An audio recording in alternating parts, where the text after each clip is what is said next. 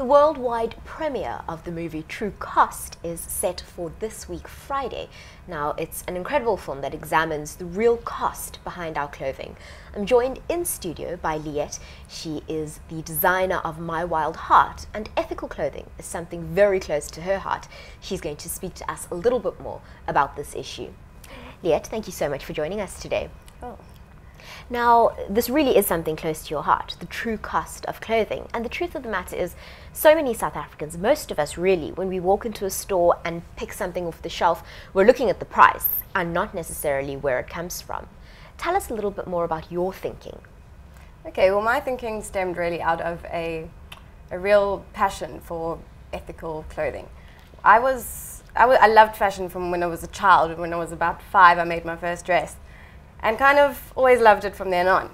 I then attended a Fashion Week seminar, and a guy spoke to us about ethical cotton and how organic cotton farming was becoming a serious issue. Citing that pesticides were used and all this waste that, almost like the second largely polluting industry on Earth, next to oil. Sure. Like, that is the extent of the pollution that fashion gives off. And that kind of brought into my thinking ethical fashion, and the fact that I was not prepared to have a label if it was not going to be ethical. Why would you conduct yourself any other way? Right, and what we learn from the little snippets that we've been able to see of True Cost at the moment is, in addition to the environmental concerns that you've put up, there are human beings who are really suffering for our fashion. And I don't think many of us understand that. So when you talk about people suffering when it comes to fashion, what are we referring to exactly? We're referring to literally modern day slavery. We're referring to people almost locked up in factories, slaved away, making garments at the cheapest possible price possible. Therefore, things have got to churn out super fast. They've got to work all the time. Like, I even was in a South African garment industry factory, and there was a bell for lunch. They could only go when that bell rang to go and get some lunch. How can we operate in a world where, okay, we buy our clothes, we want to look pretty, but behind the scenes there's this whole other story that we're not paying attention to. And it's about time that the world looks at it and starts to put into our control and to our psyche the need to think about where things come from. So what do you say to the South African consumer who says, Liette, I am concerned about the way I look, I want to look good.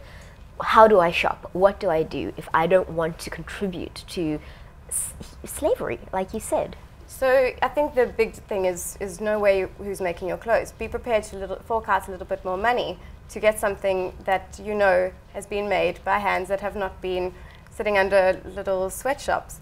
I think that is such an important aspect of our ability to make an impact. If we sit there on the sidelines and go, I can't make a difference, I don't have a lot of spending power, it really is just about quality over quantity, literally at the end of the day. We don't have to buy into this world where things are fast fashion, cheap fashion, throw it away the next day because you're over it now, because it only cost you 10 Rand. That whole thinking and that whole psyche needs to change, and we need to start buying into things for what quality it has, and also to make sure that the people that made these garments are properly paid. I am a label, and I sit sometimes at markets, and I have my clothes out, and some garments may cost 500 Rand or 600 Rand. People will come to me and go, why is it so expensive? Because next to stuff that's made cheaply in China, my stuff does look expensive. But if you're going to properly remunerate those that made your stuff, you've got to fork out a little bit more money. It's a lot of work that goes into making things, a lot of time. And you just have to be willing to say, I'm not going to be a part of the generation that's going to continue this. I'll own a little bit less, but I'll own a little bit more quality. And of course, as South Africans, we really understand the need for a decent living wage. So many South Africans are living without this, and what we don't realize is that we could be responsible for so many people not getting that decent living wage. Exactly. And I think beyond that, the problem in South Africa is far bigger than that.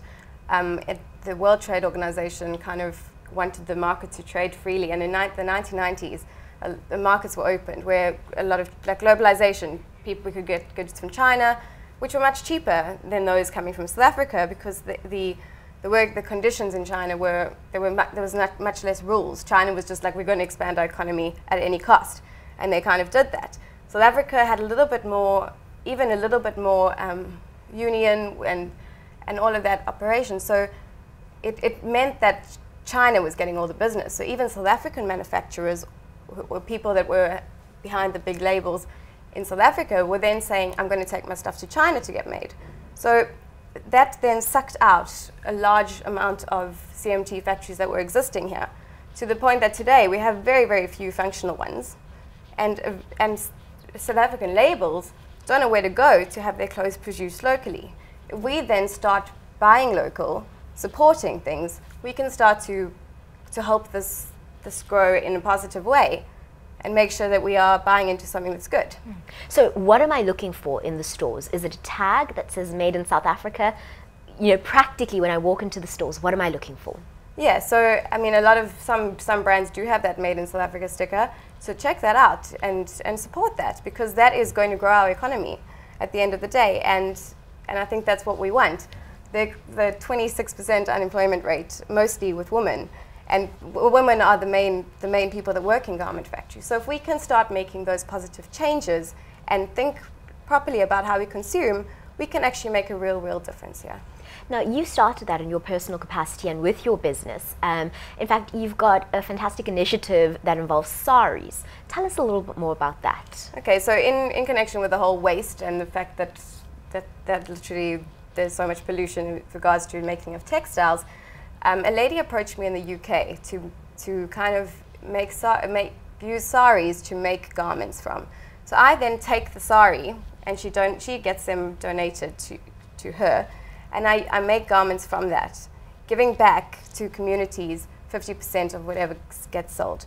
So that way it's almost a double whammy. I'm getting stuff, making it here, and the profits are going to some good cause using fabrics that's recycled. So right, we don't think about recycling fabric actually, and I suppose once you get thinking about it, it's the most obvious thing, because if I'm getting rid of clothes and buying new clothes, then getting rid of them and buying them again, I'm creating a waste cycle. Completely, and especially as prices of clothes go cheaper and cheaper, I'll just throw it away. There's no value attached to it. And also landfill and all of that stuff, that's where most of our clothes go. So, I mean, if we can start also taking part in the movement of also the vintage clothes that has been popular for quite some time, and then upcycling, where you literally take an old t-shirt, you cut it up, and you make something new from it. These are all these great movements within the fashion sector that are thinking sustainably. And I think it's time that we, as the consumer, start to buy into these and support these. Tell us more about My Wild Heart. Where can we find you online? Where can we buy your stuff? Okay, I'm currently stocking Babette clothing in Long Street, just off Long Street, and then a shop called Lily's Closet in Stellenbosch. Not available online yet, but watch the space, and yeah. Thank you so much for speaking to us today. You really have shed so much light on the situation. Thank you. Thanks for having me.